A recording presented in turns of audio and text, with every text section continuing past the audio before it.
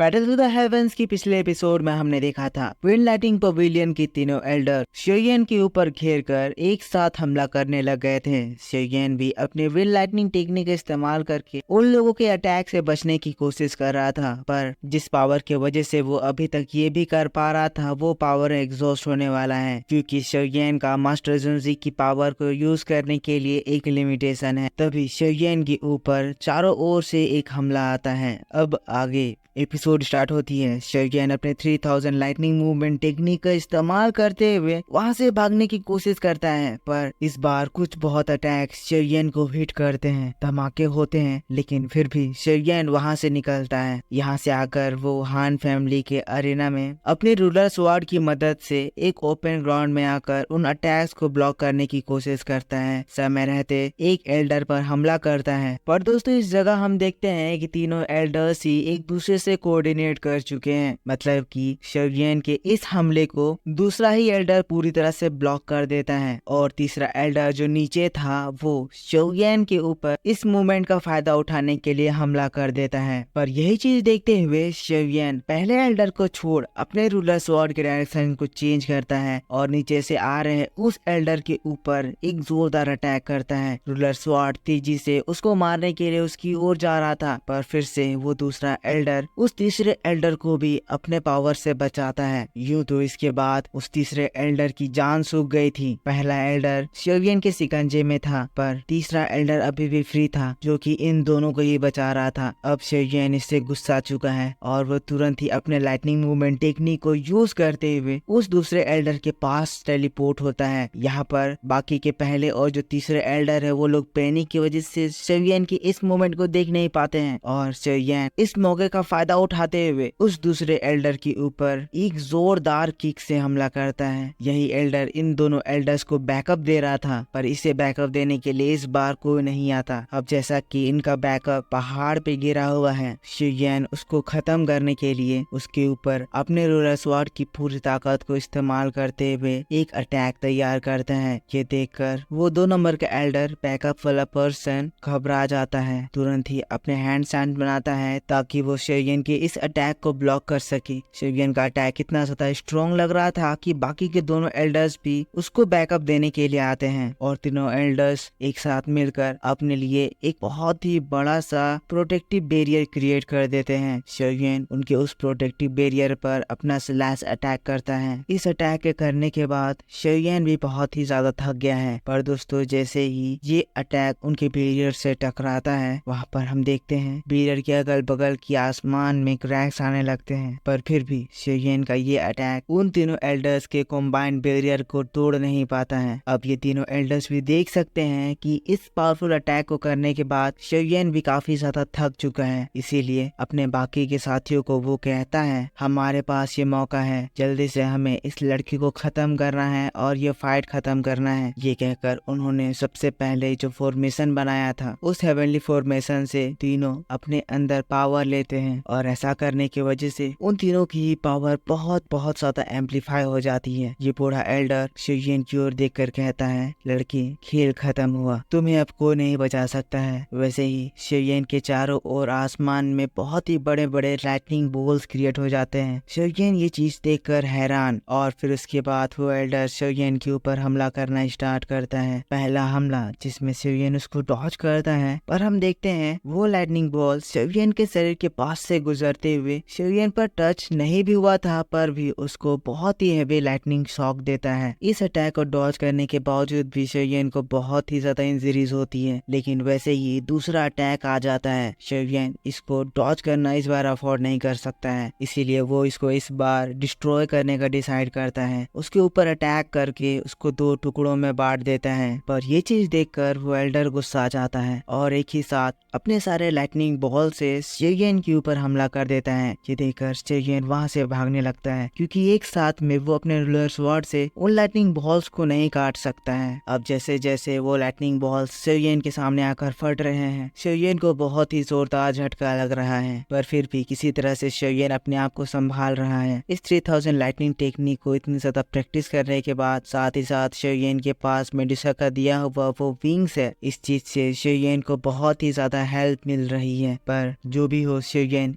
ये सब हमेशा के लिए तो नहीं कर सकता है। एक समय ऐसा आएगा जब उसकी बॉडी की दाव की एग्जॉस्ट कर जाएगी और वो और नहीं उड़ पाएगा, जिसके बाद वो मास्टर चुनसी से कहता है, मास्टर अब मैं क्या करूं? ये तीनों एल्डर्स हर बार अपने फॉर्मेशन से ताकत लेकर अपने आप को और ज्यादा एम्पलीफाई कर अटैक कर रहे हैं। ऐसे में तो मैं उन्हें कभी भी नहीं हरा पाऊंगा। मास्टर चुनसी कहते हैं, लड़के मैं हूं ना। हाँ, इन लोगों का फॉर्मेशन बहुत ज्यादा स्ट्रॉन्ग है, पर हर एक फॉर्मेशन की कोई ना कोई वीकनेसेस होती है। तुम्हें बस ध्यान से इसको ऑब्जर्व करना है, तुम्हें इसकी वीकनेस मिल जाएगी। शोयन मास्टर चुनसी की बात को मानता है और फिर उन अटैक से बचते हुए फॉर्मेशन के थोड़े और करीब जाता है। तभी शोयन को इस फॉर्मेशन का सबसे वीक पॉइंट दिखाई देता है। अब इसीलिए फिर शोयन एक जगह पर रुकते हुए सबसे पहले इन लोगों के अटैक को डिस्ट्रॉय करने का डिसाइड करता है। वैसे ही मास्टर चुनसी के 5 हेवनली फ्लेम बीस्ट टेक्निक को इस्तेमाल करता है। फर्स्ट फ्लेम की मदद से वो वहाँ पर एक लायन बीस्ट को समन करता है, जो कि शोयन की फॉलन हार्ट फ्लेम से बना हुआ था। बीस्ट आते ही बहुत ही आसानी से इन तीनों एल्डर्स के बनाए गए इन लाइटनिंग बॉल्स को डिस्ट्रॉय करने लगता है। ये एल्डर्स शोयन की इस टेक्निक को देखकर हैरान थे, लेकिन तभी उन लोगों की नजर उस बीस्ट के पीछे जाती है जहाँ पर शोयन अपने 3 फ्लेम्स को समन कर लिया था, और यही नहीं वो उनको मर्ज करने की कोशिश कर रहा था। ये चीज देखकर वो लोग और भी ज्यादा शॉक्ड हो जाते हैं। एक एल्डर चीख उठता है, 3 तरह के हेवनली फ्लेम्स, पर ऐसा कैसे हो सकता है? दूसरा एल्डर कहता है, ये जो भी कर रहा है बहुत ही ज्यादा पावरफुल है, हमें इसे जल्दी ही रोकना होगा वरना सब कुछ खत्म हो जाएगा। अब इसी वजह से हम देखते हैं वो लोग अपने सारे लाइटनिंग बॉल्स को एक जगह पर इकट्ठा करके एक बहुत ही बड़ा सा लाइटनिंग बॉल अटैक तैयार करते हैं। ये अटैक उन्होंने शोयन के उस लायन बीस्ट के ऊपर करा था। लायन बीस्ट भी उसको काउंटर करते हुए अपनी एनर्जी से उसके ऊपर अटैक करता है। पर दोस्तों इस बार इन तीनों एल्डर्स का ये लाइटनिंग बॉल अटैक बहुत ज्यादा स्ट्रॉन्ग था। तुरंत ही वो उस बीस्ट को डिस्ट्रॉय करते हुए शोयन के करीब पहुंच जाता है। शोयन अपने हेवनली फ्लेम मर्जर में बिजी है और हम जानते हैं कि इस समय में शोयन अपने आप को डिस्ट्रैक्ट नहीं कर सकता है, पर क्योंकि इस अटैक को शोयन तक पहुंचने में समय लग गया था, शोयन ने इस समय में अपने एंग्री बुद्धा लोटस अटैक को तैयार कर लिया था। शोयन फिर एंग्री बुद्धा लोटस अटैक से हमला करता है और उसी के साथ हम देखते हैं थोड़ी ही पावर से उन लोगों का वो बड़ा सा लाइटनिंग बॉल अटैक डिस्ट्रॉय हो जाता है। शोयन बहुत ही डरावने तरीके से अभी भी एंग्री बुद्धा लोटस अटैक अपने पाप में होल्ड करा हुआ है। ये नजारा देखकर तीनों एल्डर्स की जान सूख रही है, पर इसी के साथ शोयन दोबारा एक बार एंग्री बुद्धा लोटस अटैक को उन तीनों एल्डर्स के ऊपर थ्रो कर देता है। अब ये चीज देखकर तीनों एल्डर्स घबराते हुए तुरंत ही एक साथ मिलकर अपने डिफेंस को और भी ज्यादा स्ट्रॉन्ग बनाने लगते हैं। पूरी एनर्जी लगा देते हैं और डिफेंस के ऊपर और एक डिफेंस बैरियर बनाते हैं। एक के बाद एक